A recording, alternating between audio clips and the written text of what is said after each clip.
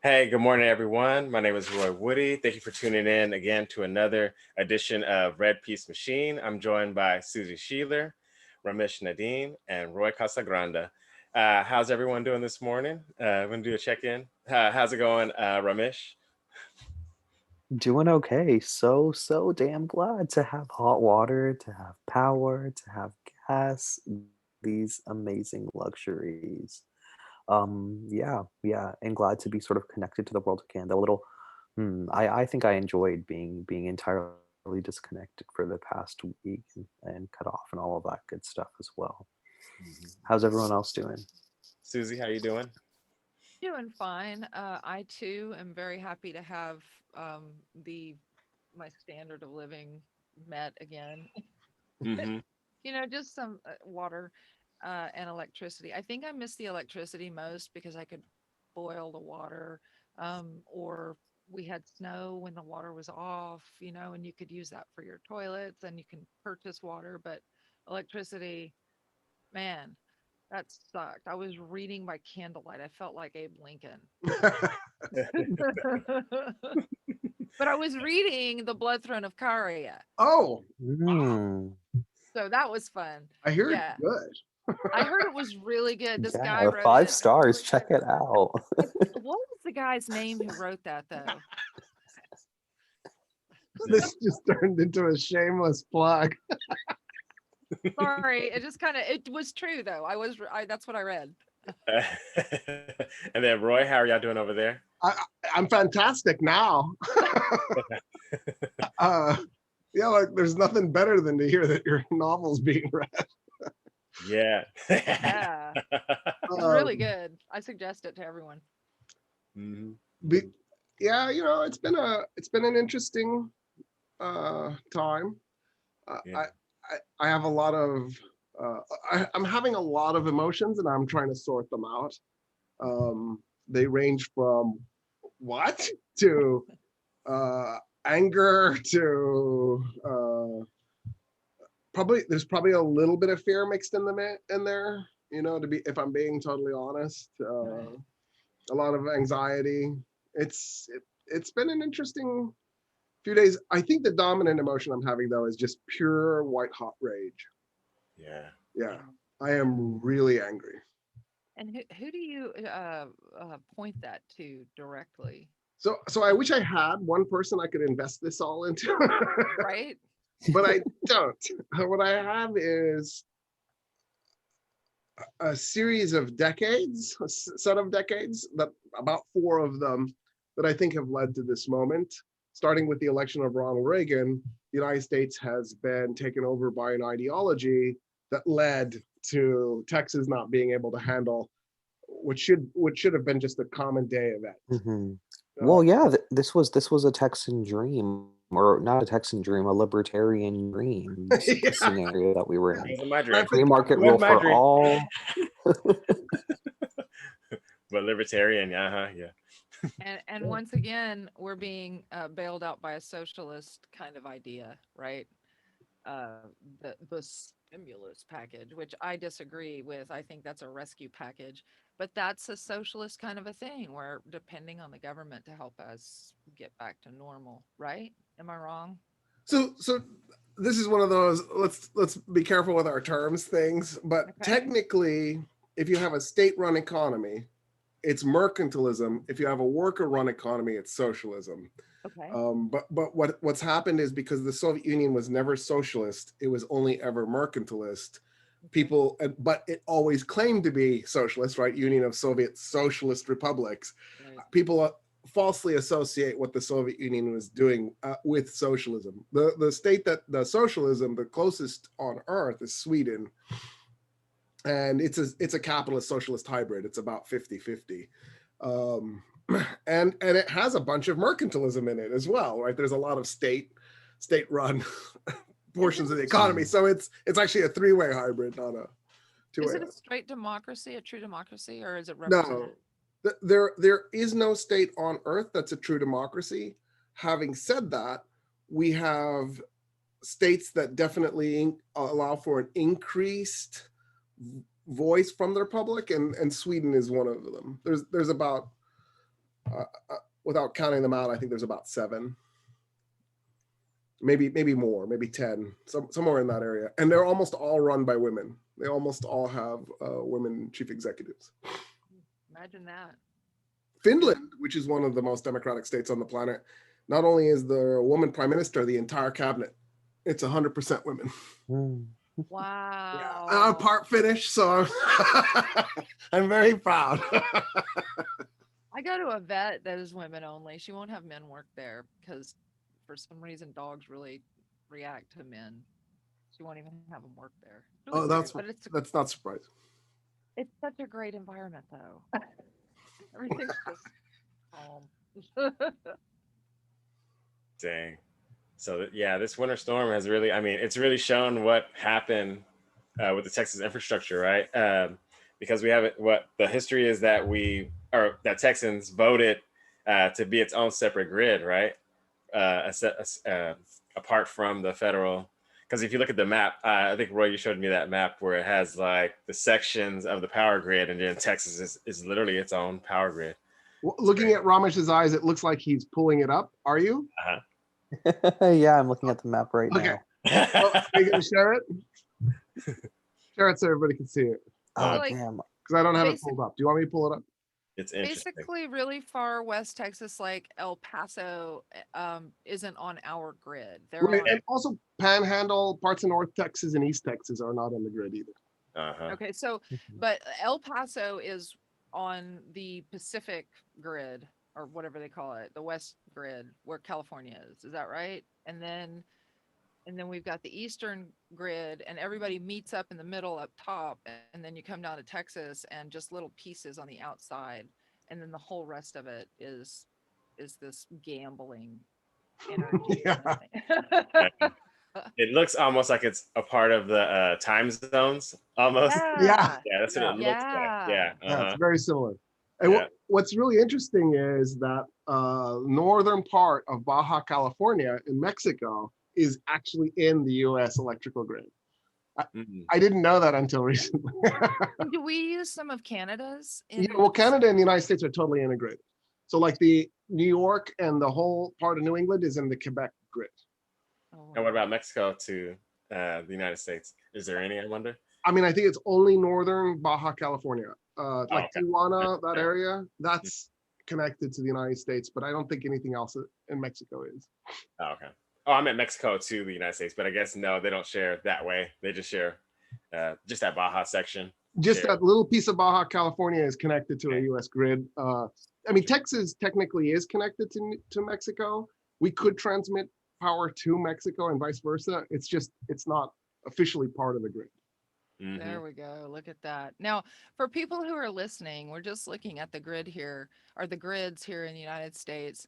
And we have one that looks like Western, WECC, Western Interconnection. And then we've got, it's green. And so MRO, I don't know what MRO is, but it seems to be the same color as Alaska Interconnections. That might be wrong though. Anyway, Texas is on its own grid. What about Alaska's on its own grid too, also. Yeah, Florida is also. Huh.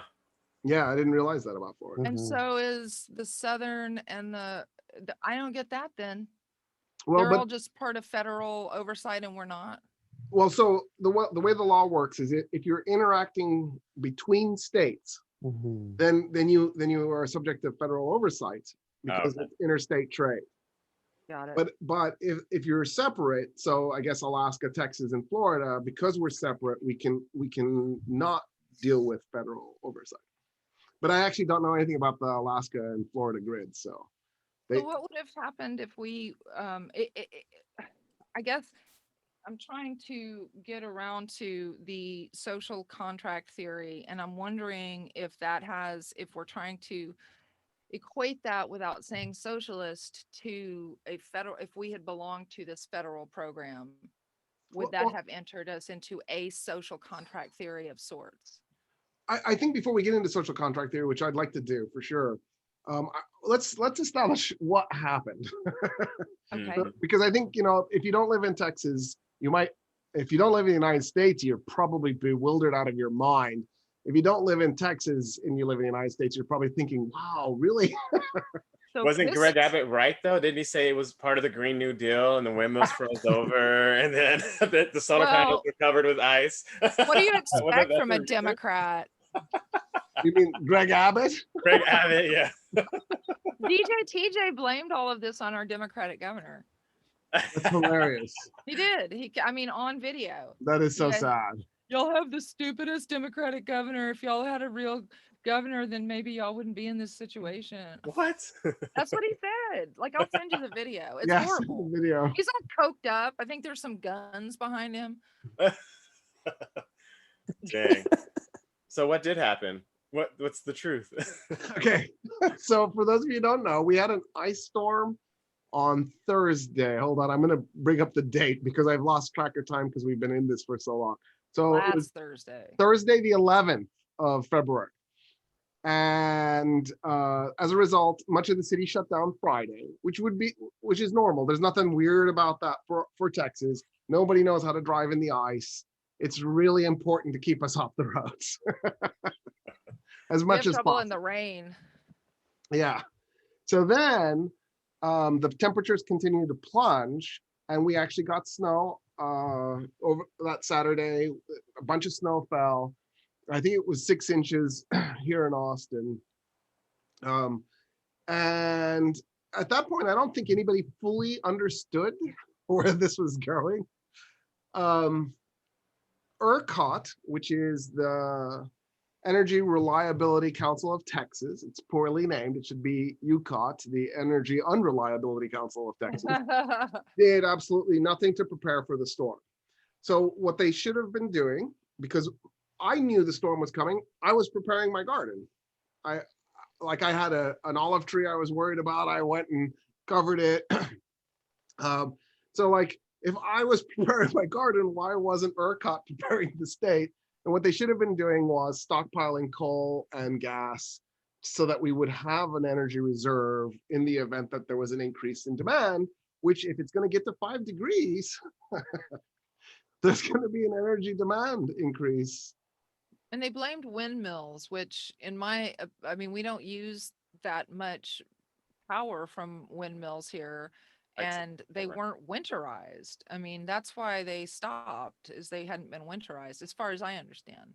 So at one point, Austin and Houston, I really don't know about the whole state, but 60% of the households no longer had power.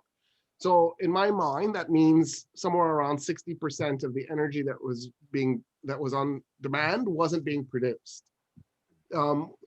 Renewable resources like solar and wind account for 10% of Texas's energy production. So even if 100% of our renewables went away, that only accounts for 10 of the 60 missing percentage points. So it's one of those, let's distract the public with bullshit nonsense. We did lose windmills in West Texas, and it's because they weren't winterized, but that's not more than 5% of our energy production. Our windmills in the Gulf were still operating. So we were still getting wind energy. For the record, Australia has windmills in Antarctica that it generates energy from, and they're in Antarctica. Like, I don't feel like I need to say anything else. It's not that wind can't function in a cold temperature. It's that Texas didn't winterize its windmills. We were hit by a storm like this in the Panhandle 10 years ago, in 2011. And the federal government did a study, and it concluded that what Texas needed to do was winterize its infrastructure. And 10 years later, we did absolutely zero, nothing. So in other words, not only did ERCOT not prepare recently for this, we've had a 10-year lead that told us that we need to winterize the whole system, and we did nothing. Dang, because we like to rough it. We like to Yeah, exactly. We want to see it happen first. Like, oh, okay, I guess maybe we'll do something. And it's always that. Yeah, it's like, well, this is a once in a lifetime storm. It's never gonna happen again. Climate change. They better prepare.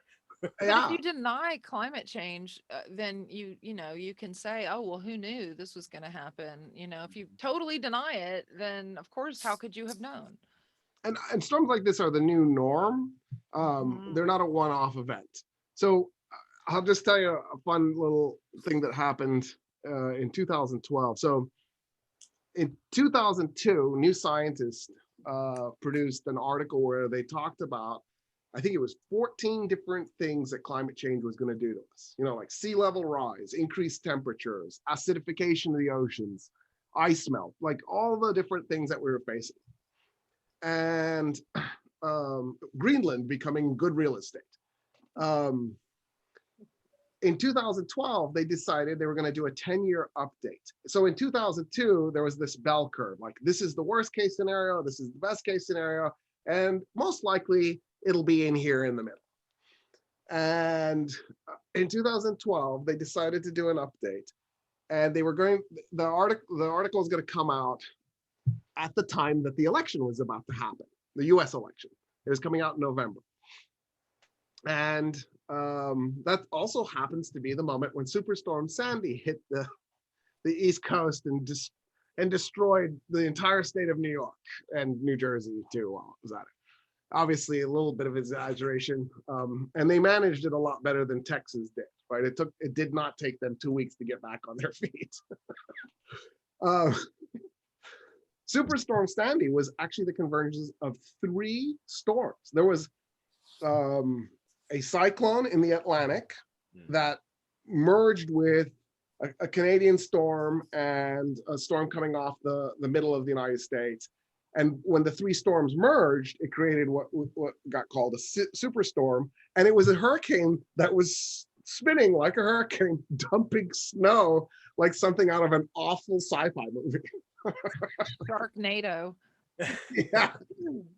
And the guys at New Scientist were like, okay, so the hair is standing up on the back of our necks right now as we're sending this to print, because we're sending this to print as Superstorm Sandy is clobbering the United States East Coast. And we predicted Superstorm Sandy, well, the scientific community predicted Superstorm Sandy in 2002. What they said was by 2100, we were going to start to see North Atlantic cyclones that dump snow. Oh my Ooh. God. 2100 was 98 years later. Here we are 10 years later, and it happened. We're freaking out. And then they went through and they looked at all of the, I think the number in my head is 14, at all of the things that were affected. And they were all 1 order of magnitude worse than the 2002 article predicted. Sea rise had literally gone up 10 times faster. Temperature had gone up 10 times faster. Everything was 10 times faster, 10 times worse, including Superstorm Sandy's arrival. Instead of it being 100 years later, it was 10 years later. And the fact that Texas wasn't prepared for this shows irresponsibility in the aftermath of Superstorm Sandy. Like, here we are 9 years later, and Texas still hasn't figured this out. Well, we've got this attitude, this it can't happen here attitude about everything. I mean, no matter, now we've seen it, and that's everybody saying, oh, we don't need to do anything. It's 100 years. It's not going to happen again in my lifetime type of thing. I mean, I've heard people say that. Oh, it's a once in a lifetime thing. And well, even so, don't you want to get ready for that? And how do you know what's going to happen in a different situation? You know, something else could happen that we need to prepare for.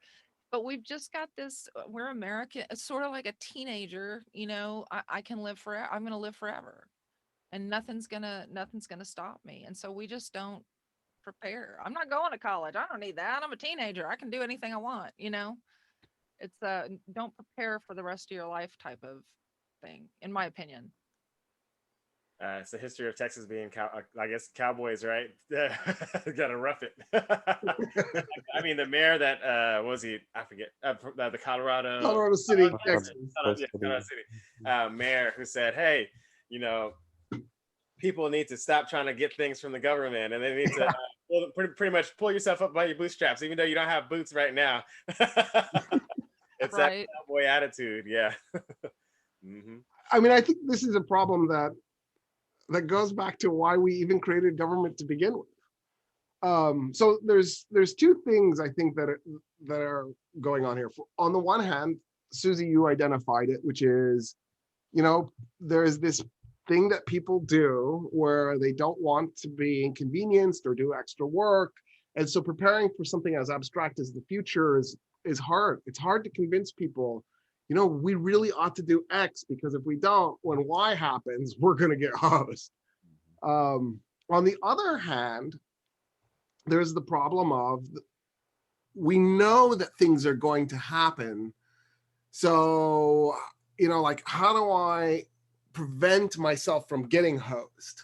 So I've got to deal with I don't want to use the word lazy. I think that's an inappropriate word. But maybe just sort of the avoidance thing that we do, the living in our heads too much. Okay, yeah, we can do it tomorrow if we need to. Right. Why do now what I can put off till tomorrow, which is what we've been doing for 40 years with global warming, and we're going to pay the price for this. The first government that was ever created was probably created in Egypt 6,500 years ago. And the reason is they occasionally had famines. And the famines were caused by one of two things. First of all, Egypt doesn't get much precipitation, right? Rain is not part of Egypt's agriculture equation at all. When it rains, people are like, what, is God mad at us? what is this about? Not in the flood. And Egypt doesn't have the infrastructure for it. Like when it rains in Cairo, the streets don't really have gutters. The water just sort of doesn't know where to go. Okay. But what happens is it rains in Central Africa, and then those rains then flood the Nile. And then the Nile goes over its banks and floods the farm fields and creates enough moisture that you can run your farm off of it. And by the way, refertilizes the soil, so you don't have to have fertilizer. Right. Okay. So it's an amazing process. It's why there are pyramids in Egypt, because Egypt geographically was this fantastic location. Yeah. And it made it so that they had a head start on all the rest of the world, because they had this amazing agriculture system. But there was a drawback, and that is rain in Central Africa isn't necessarily always reliable. Sometimes it rains too much and the farm fields stay wet for too long and the food rots in the field. Sometimes it doesn't rain enough and you end up with a drought and people starve in both cases. So to solve that, they came up with the concept of a granary, where you would store, as a community, you would store your grain. You couldn't do it as an individual because there wouldn't be enough. Since the Nile floods, you couldn't store the food in your house because your house is going to flood. So they needed to build a structure and then put the granary on top of the structure. So they had to have it raised up out of the floodplain. So they had to build a mound. And so the only way to do that was to, as a community, cooperate to create that. And then once they did, they ran into a problem, which was, over time, the trauma of the famine, the previous famine, fades from our memory. Right. And people start to go, geez, why am I, right? If you have to make the granary work, if you have to produce 2 crops a year, one that you eat and then one that you store, because the food eventually rots and you have to replace the old stored food. If you have to do that, you're like, wow, I could literally cut my workload in half and be just fine and not care about the future. So Texas did that in 1996 when the Republicans got hold of the Senate. They did mass tax cuts. And where did they take the funding away from? Infrastructure. And so rather than update our infrastructure, we let our infrastructure start to fall behind. It's great if you're a 1996 taxpayer in Texas. It's catastrophic if you're that person's grandchild, right? Right. And so what ended up happening was the granary operators realized they had to do something to convince people that was not rational. There was no rational appeal that you could make. You will die if there's another famine isn't going to work. People aren't rational. And so what the granary operators had to do was literally manipulate and trick people into bringing the grain. And the way they did it was, so God came to me in a dream yesterday, or some story like this. We don't know the exact story. And God said, if you bring the grain, you will be rewarded. And if you don't bring the grain, you will be punished. And it's the perfect statement, because if there is a famine and you brought the grain, the reward is that those guys are giving you the food back and you get to live. And if you didn't bring the grain, you're going to die and God's punishing you. It's foolproof. And so in an instant, government and organized religion was founded on the banks of the Nile, fused together in order to trick people into doing what was in their best interest. And it continues on to this day. That's Yeah. crazy. Well, we don't learn from history. I mean, and again, we always, I think it's that teenage thing. We just think, that's not going to happen to me. It's not going to happen again. Childbirth. Women forget the pain of childbirth. So they have another child. But that's right? also biological. Yeah. There are That's- literally chemicals released into a woman's brain that delete memories. Not all memories. No, not all, but just the right ones. And I'm very grateful for the record. Yeah. Because I have 2 children as a result. I'm grateful that somehow I missed that chemical.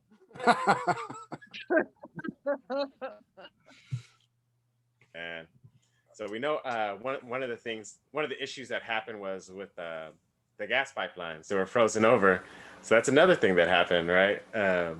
And they're trying to say, they're trying to, of course, we keep bringing it back to the windmills, but the gas, our natural gas infrastructure is what powers majority of Texas. And with them freezing over and they didn't winterize any of it is a huge issue. So it really is. I mean, this really comes down to irresponsible government, which actually goes back to your Colorado City mayor thing where he said people are lazy and they expect a socialist handout.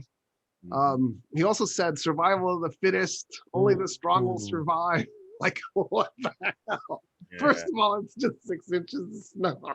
Well, didn't Dan Patrick say that we would be willing to go without power for, Rick Perry a year? Oh, was it Rick Perry? We would be, as Texans, we can do it. We'll suffer through with no power or water. We just want to maintain our independence. I think, wasn't it Dan Patrick who said that old people would happily die to keep the economy running? Yeah. That's what it was. Yeah. And some old people in my family got really upset about that for about 4 days. And then they were like, yeah. Lieutenant Dan. Lieutenant Dan, we got boiled shrimp. Uh-huh. You have to fry the Gulf Coast shrimp or you're not going to be able to eat it. Oh, yeah. It's just full of mercury. Does frying do anything for the mercury? No, but it makes it taste better. Okay. As long as we're clear about that. This shrimp has a strange metallic taste. Yeah, fry it. Ketchup, you're good. So then to go back to that poor mayor in Colorado City, feel like I'm picking on him. So Thomas Hobbes wrote a book called The Leviathan. And it's not actually the start of social contract theory. Social contract theory actually there's an argument to be made that Mirrors for Princes actually is the birth of social contract theory. And that originated, we think of Machiavelli, but it actually originated in the part of the world from Spain to Pakistan. Mirrors for Princes? Mirrors for Princes. That was majority Muslim eventually, although it didn't start out that way. When the Arabs left the Arabian Peninsula and conquered everything from Spain to Pakistan. And what Mirrors for Princes was an attempt by a philosopher to explain to the political leadership what their role should be, what it ought to be, how they could be effective, and also give them strategies for, like how to manipulate, how to get it done when you can't use rationality to get it done. Right. And of course, we think of Machiavelli because we've erased all those Muslims, because they were Muslims, they were brown. We don't like listening to brown people, especially when they're Muslim. And we just focus on Machiavelli. But anyway, so that's the real origins of social contract theory. But by the time we get to the Leviathan, Hobbes sort of formalizes what social contract theory is, which is an explanation first of what the state of nature is, and then why we left it and went to civil society. And now, the state of nature is war. Is well, that right? According to Hobbes, the state of nature is war. But Locke says the state of nature is actually this really paradisical place. Like it was, you wanted to be there. And Rousseau also agrees with Locke on that the state of nature was really lovely, especially if you were a man, not so much if you were a woman. And are they all talking about the state of nature of man, or the state of nature as holistic, the world? So what they're really trying to do is figure out what the difference between Europe and the Native Americans is. Ah, Mm. brown. Well, yeah. And they were looking at Native American society and going, wow, look at that. And then look at us. And they were trying to contrast and understand what it was, right? Because the old world in their mind was civilized. Really the whole thing, although they after a while, they begin to try to recast Africa in the same way that the Native Americans were. It's why we talk about African tribes and Native American tribes, and then we talk about European nations. Got it. That language is intentional because Mhm. people in the state of nature have tribes, people who are in civil society have nations, which is actually a misuse of the term. Tribe is a subset of a nation. They're not, right? Like if I say But I'm they're German, still that's less my than. nation. If I say I'm Bavarian, that's my tribe. Oh wow. So, Okay. so Europeans have tribes too, but in the careful rearranging of words and how we use them, it's designed to demote, Right. Exactly. and You even get a perception in your mind. Just think of tribes versus nation. exactly. It's so primitive. You get like a spear in their hand or a leather shield, and a nation. It's this modern thing. That's exactly right. Yeah. So what Hobbes says is the state of nature is a state of war, where it's every person for themselves, and as a result, nothing can be ever produced, right? Because if I go plow a field and plant it, there's nothing to prevent my neighbors from coming and stealing my crop. And if I try to defend my property, I might get killed. And so as a result, I have no incentive to produce crop because it's just too dangerous. I'm drawing attention to myself because now my neighbors are looking at my crop going, I'm going to kill him and take his crop. And so in the state of nature, it's all the time, it's warfare, and it's violent, and it's horrible. And he says our lives were short, mean, and brutish. So what happens is at some point, we reach the conclusion as a community that this sucks. This is terrible. How do we get out of this? And somebody says, why don't we have a sovereign, a single individual that we invest everything into and we hand everything over to? We give them our liberty, our lives, our property, everything. And then that person is now responsible for running a state, and then the state organizes us, creates security, food security, shelter, security from violence. And when you think about it, that's Maslow's first two hierarchy of needs, right? That the food and shelter, and then security.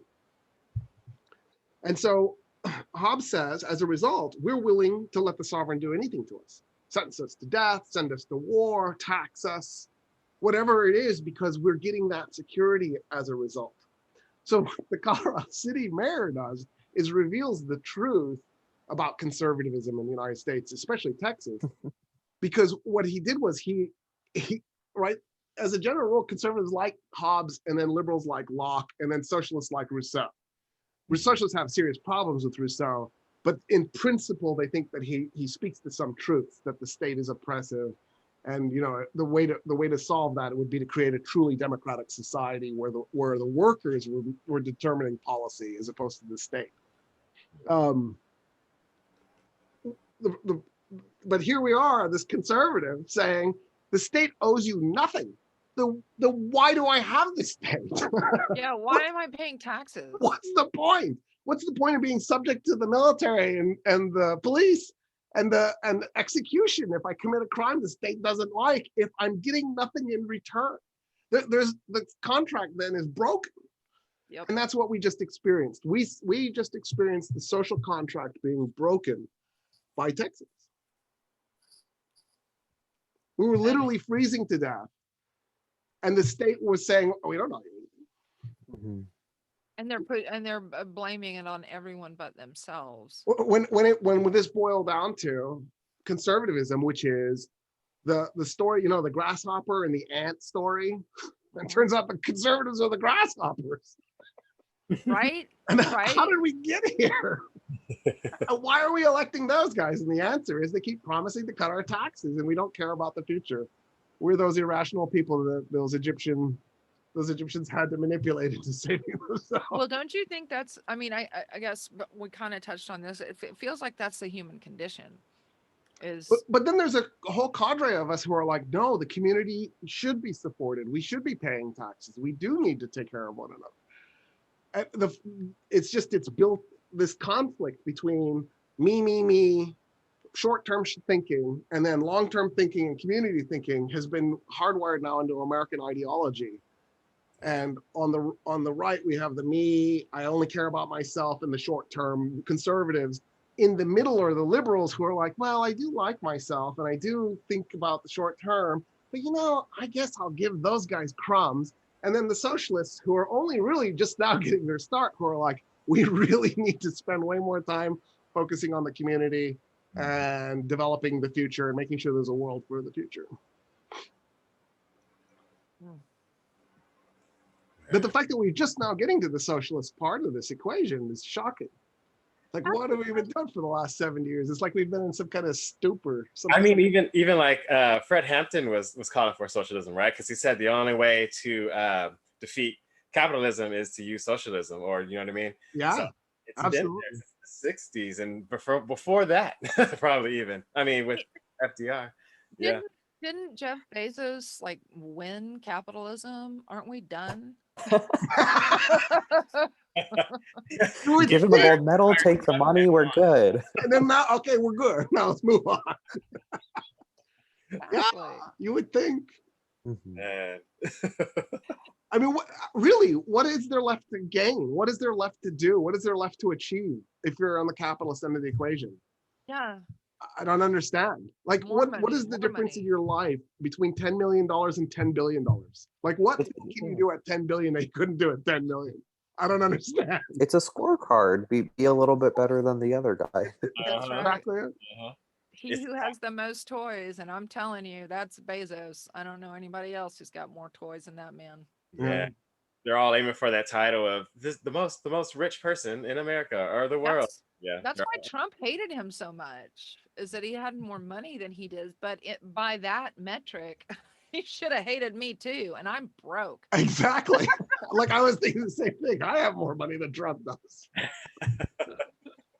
I'm negative. Negative in the negative. I only owe $100. Dang. Oh man. Not $100 million. Right. He is so, God, I hope he goes down. God, I hope he goes down. Well, but that's the genius of Trump. His whole life has been a giant con. And he has faked it so successfully that even when he's worth negative, people walk around going, he's a billionaire. Yeah. So, fake it until you make it. He made it as president, and then fake it until you make it. But then he drew a bunch of attention to himself and his family. Maybe that wasn't such a yeah, exactly. Exactly. It's gonna get real interesting. Yeah. I don't know if DJ TJ is going to be able to afford all that Coke anymore. DJ TJ. My favorite. Man. So, okay. Tell me what happens when a modern state, with all of its infrastructure, with all its electricity, with all its services, what happens when a modern state fails? And do the beginnings of it look a little bit like, not being able to provide service in a predictable storm? So far, go ahead. No, go for it. The thing that comes to mind is the failed states and the near failed states that we've had in the last few decades. What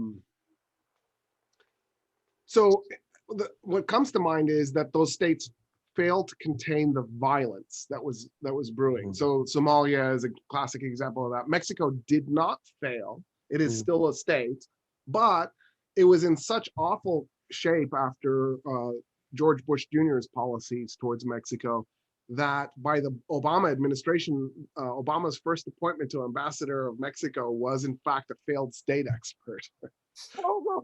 Mexico was so incensed and furious about it, they refused to accept him. So there were months literally where the United States had no ambassador to Mexico because of this spat over whether or not Mexico was failing. But They in drove both, him to the wrong airport, the one that's still under construction. See ya. Oh, I mean, that was part of that failed state, right? I mean, they built that damn airport that they just decided to shut down and no longer build, but build a new one, right? yeah, Yeah. So they're just spending money on crazy shit, and then they don't want to deal with the repercussions from other countries saying, well, that's not really how we do it. before 1997, Bangkok was the city that MasterCard built. That was its nickname. Because what happened was all these business people were going to Bangkok and investing in speculative real estate and building all these buildings. Well, now its nickname, I don't know if this is true or not, but it ought to be the city that MasterCard never built, because now there's all these half-built buildings everywhere. The economy tanked in 97, and for those of you who don't remember this, the whole planet went down except for Germany, China, and United States. And wow. yeah, it was a catastrophe. Russia's economy, Japan's economy, like just gone, just evaporated. And it started in Bangkok. That's the hilarity of it. But that's a sign of a failed state. Like in that moment, Thailand had a failed state moment. Now they recovered and they didn't end up permanently failed. But it does make me think of ways in which there are states now on Earth that are semi-failed. For example, Vietnam. Vietnam and the Philippines, for that matter, are both examples where the state is increasingly less and less capable of providing services. And now in Vietnam, gangs provide services. They do security, they maintain order, and that's a bad sign. And in the case of Vietnam, it's on accident. Like they didn't mean to end up here. But in the case of the United States, this is on purpose. Yeah. We contracted out state social services to HEB, I think, at some point in time. But we're not paying them. great. So what about Puerto Rico? How does that factor in? I mean, we just left them. I would call them a failed colony. I mean, why? Literally, what point is there for Puerto Rico to be part of the United States? They're bankrupt and we're not bailing them out. Like what? Right. What is the value? And what is the? We could trade it for Greenland. That's the only thing that I can think of. Yeah, well, that's going to be really nice real estate. Yeah. Just 20 years, Greenland. Perfect. It might be a little green dot. Don't move to Scandinavia, though. Really? Oh yeah. So as Greenland melts, all that cold water is going to go into the North Atlantic. I don't know if y'all have ever noticed, but Europe is really far north. Yeah, it is. The way it stays warm is there is an under ocean current of hot water that comes up in the North Atlantic, and that heats up the air and then superheats Europe. If Greenland melts suddenly and catastrophically, like the Laurentian ice sheet did 11,700 years ago, there we go, it will shut that off. And when it shut it off 11,700 years ago, it created the Younger Dryas. A Dryas is a miniature localized ice age. And there was a massive ice sheet all over Britain and Scandinavia. Wow. Yeah, that's going to suck. I feel really bad for all my Scandinavian relatives. Yeah. Yeah. But it's also really amazing that they're so generous to refugees and they let them in because I guess they know it's coming. Yeah. It'll be their turn. Back to the socialist country thing. I'm wondering, I have a lot of people who come to me when I'm talking about this, and I mean, they don't just randomly come up to me and say this, but when we're talking about it, people will point to Venezuela as a failed socialist state, and I come back with it's a republic. But for some reason, most of the conservatives I know believe that Venezuela is just a straight up socialist country that you can point to say that's why we don't want to be socialist. What is your argument to somebody like that? You're just wrong. Venezuela is a mercantilist state in the same way the Soviet Union or People's Republic of China is. Okay. It is a state-run economy that claimed claims to be socialist. And don't get me wrong, I think in the beginning, Hugo Chavez really did dramatically improve the quality of lives for the brown and poor population in Venezuela. You got to remember that Latin American states have a history of being ruled by upper class whites. Yeah. And the same upper class whites that when a university hires a member of the Latinx community, they always seem That to hire one. white Latinx people, not brown or Yeah. black Latinx people. So Right. that has been the case for centuries now. And in the beginning, I think Hugo Chavez was filled with a lot of hope. I think it would have been hard not to be thinking, oh, this might be the path. It got derailed. The state went authoritarian. Hugo Chavez made really big mistakes. Like, for example, he basically shut down every part of the Venezuelan economy except the petroleum industry because he thought we're going to want petroleum for the rest of humanity. And then the price of gasoline, the price of oil fell. Yeah. And that was absolutely catastrophic for Venezuela. Had the price of petroleum not collapsed, Venezuela would be doing a lot better right now. It was just a lot of mistakes on his part. And then Maduro's a shithead. I don't think anybody can argue otherwise. He is a shithead. But it's not an indictment against socialism any more than Sweden's success means that all socialist states are going to be remarkable. This idea that there's a good dark side of the force and a light side of the force, this Star Wars thinking where everything is simplistic and there's just, it's binary, it's either on or off, is really moronic. There's nuance, and it's complicated. Not to mention the sanctions. It's like anytime anyone they try to go to a socialist style system, here come the sanctions from like the U.S. and European nations and stuff like that. Absolutely. So in the Cold War, initially, Truman said we need to stop communism. That should be our number one goal every step of the way. By the time we got to Eisenhower, which for the record was the very next president, there was a serious shift in US policy. And instead of going after communists, we actually refocused and started going after socialists because we realized the bigger threat to capitalism was socialism, not communism. With the exception of Europe, we mostly left Europe alone. I'm not saying we didn't do anything in Europe. We funded a communist terrorist group in Italy to attack Italy, our ally, with terrorism, so that it would push Italians to the right. I'm not saying there wasn't any manipulation, but our primary objective was to unseat socialism in the third world. So like to go after Egypt, for example, to really focus on these states that we thought like we needed to assassinate Patrice Lumumba and Democratic Republic of Congo. Like we wanted to go after these states that were up and coming because for one thing, we wanted to exploit the resources, but ideologically, we feared that if they could be successful, it would become a beacon of hope for the rest of the world. And that's what we did. And Venezuela is no exception. When Chavez got in, our goal was to do everything we could to destroy that, to make sure it didn't succeed. And it's tough fighting the United States. We have a lot of resources we can bring against you. I mean, how many states have successfully done it? North Korea, the Islamic Republic of Iran, Cuba. When you step out of line, the United States comes after you with everything we've got. Look what we did to Iraq. Gaddafi, right? Look at Gaddafi. Poor Gaddafi. And that was after he surrendered to us and accepted everything. Yeah. And they laughed about it. Yeah. And destroyed Libya. Libya is still a basket case. Yeah, they have open slave markets at one point. I don't know if it's still going on. I don't know either, but yeah. Open slave markets, yeah. Wouldn't surprise me. We have closed ones here. Underground. We've got slave markets here. Unfortunately, that's true. Human trafficking is horrible here. Ooh, sounds like the state of nature. Yeah, it Which does. makes me think the social contract is broken. The whole gun argument is the social contract broken.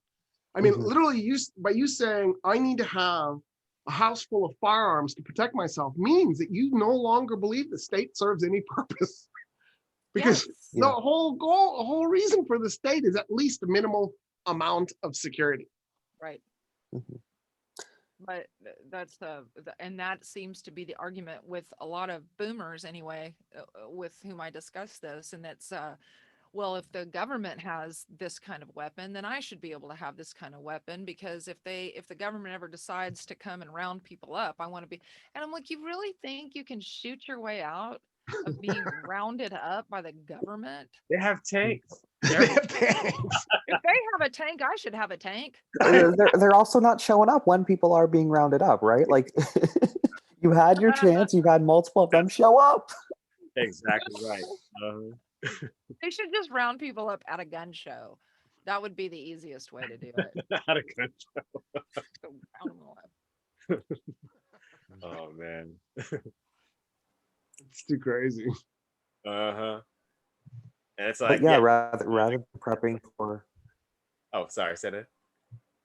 Go ahead.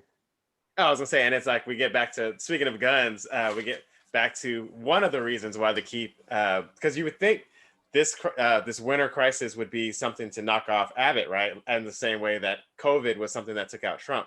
But like guns is one reason they keep electing this guy back in. But what do y'all think? Do you think he has a chance? Do you think Abbott has a chance of coming back as governor after this Yes. crisis? Absolutely. I think we should assume, he's coming Absolutely. back and staying strong after this crisis. He has one serious disadvantage, and that is that political scientists have measured the American memory for politics, and it's 2 years, and the Wow. election is in November of next year. So what is that? Oh, Yeah. he's got to be like, that's only 1 year and 9 months. Yeah. I'm 3 months into the threshold. But So- who can run against him? Because the last time, oh God, it was Lupe. yeah, Lucas. Yeah, everybody called her Loopy, and I was like, no, stop. Not Loopy. But she was not a good candidate. She was a horrible candidate, in my opinion.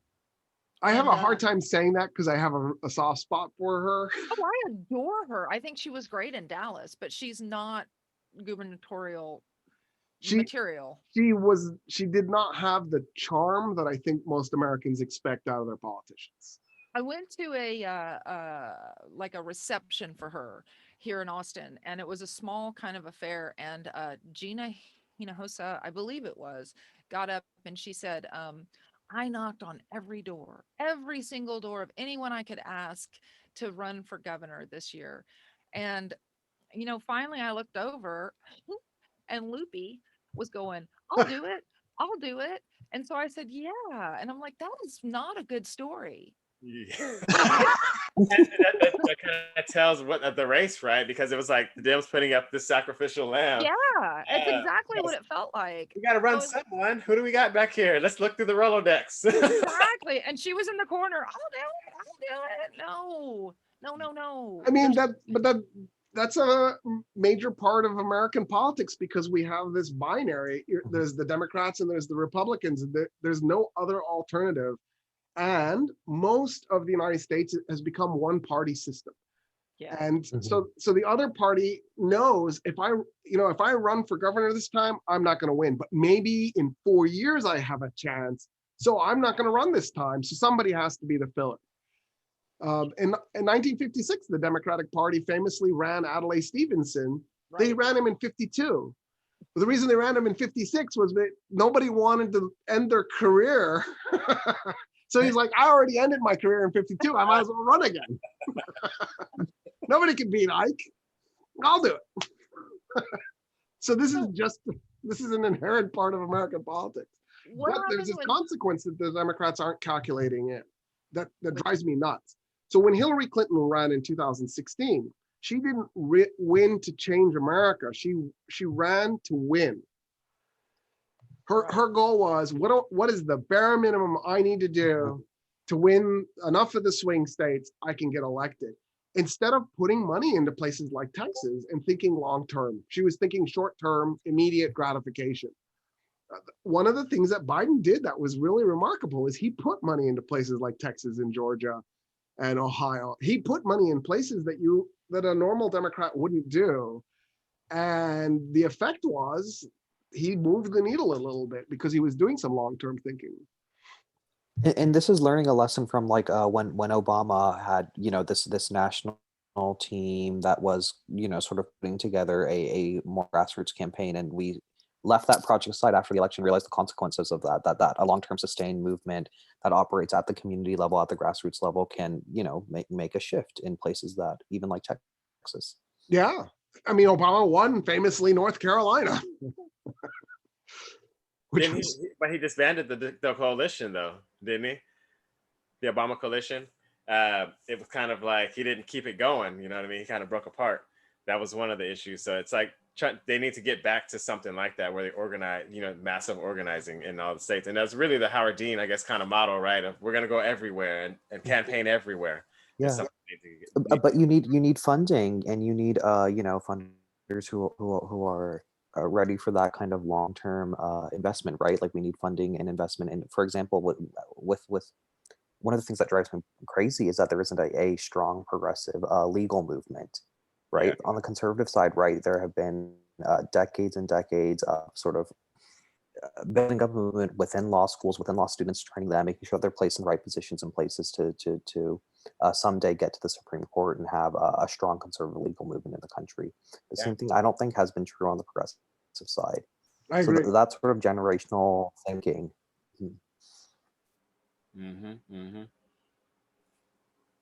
How do we get there? Well, so I think one of the problems is, and Obama probably thought this through, sustained movements have a tendency to have a life of their own and tend to go in directions maybe you didn't want. And so Right. I think what politicians in the United States are practiced at doing is they create the movement, they get elected, and then they make sure to let the movement die so they don't have to deal with it later. So you don't want to be held accountable to people.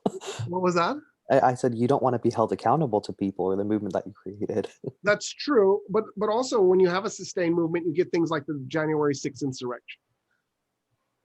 You know what I mean? Like you get things like what happened with the Cultural Revolution in China.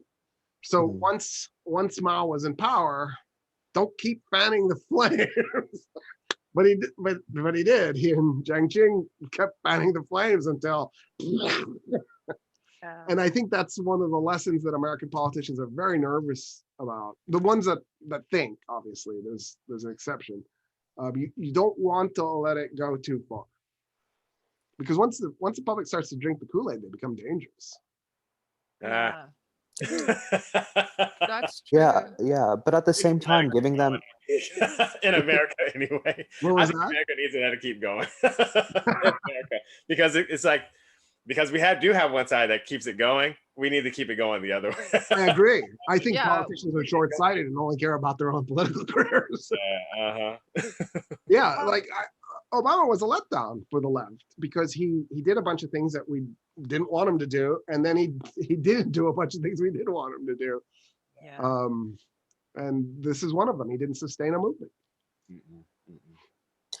Yeah. Another thing that happens though is when you completely divest from that movement building is that you create this vacuum, right? So like after that movement is gone, after there's no space for example, Texan leftists or whatever to organize politically and have a chance at getting someone in electoral politics, people divest from electoral politics, right? And so you have people who are right in protest movements or in the streets or doing stuff that maybe our elected officials or both the Democratic and the Republican Party maybe don't want us to be doing, demanding actual structural change. If they don't have the space to vent that sort of political will in electoral political spaces. So I'm going to admit something. When I've been a fan of Sanders for like a quarter of a century. Like I was a fan of Sanders in the 90s when nobody really talked. When he ran in 2015, I freaked out. I did. I did not trust what he was doing because I thought he was doing what Ramesh was talking about right there. I thought his goal was to sort of take the left end of the Democratic Party and then redirect that energy into voting for Clinton. I thought he had been bought out. Like I was in complete paranoid mode. And then as time went by, I began to trust him. And I began to think, no, he's trying to do what Obama should have done, which was create a sustained movement. And thank God, because then AOC raised $2 million for Texas and flew down here and administered $2 million worth of support for us when our own politicians were flying to Cancun. So thank God for New Yorkers. I love them. Yes, We need yes. more of them. And Beto. I mean, can you imagine if Beto had won the Senate? That would have been. I mean, what he Yeah. did for us without having been our senator is just incredible. I mean, how do you vote for a man like Cruz? Oh, and speaking of voting for horrible people, Loeffler is going to run against Stacey Abrams in Georgia. Wow. Okay. Yeah. Yeah, I didn't even know Stacey was running. She hasn't announced anything. But Loeffler's out there saying, I'm gonna run against her. I'm gonna essentially, cock block her from everything that she could possibly do. And it'll be interesting to see how that plays out, because I think that's part of a sustained movement that Stacey is doing with the voter registration and getting out the vote. She's incredible. I hope is she didn't get named as a cabinet member or anything, did she? Do you think she will be asked by Biden to do something? I wouldn't if I was him. I would leave her Yeah. right. Hope she becomes a senator. Yeah, I don't know. All righty. Well, I think that's all we have for the show today. Well, actually, we should do a plug for Ramesh's article in the Austin Chronicle. That's right. Yes, Austin Chronicle. Oh yeah. Go check out my first op-ed in the Austin Chronicle.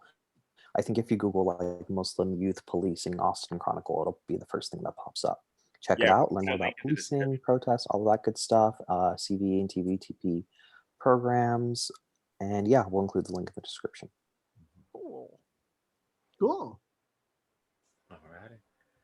And if you're in Texas, please be well and be safe.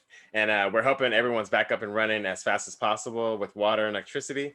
And everywhere else, be well. And we will see you on the next episode. Thanks for tuning in. Take care. Bye. Yay, we got the show done.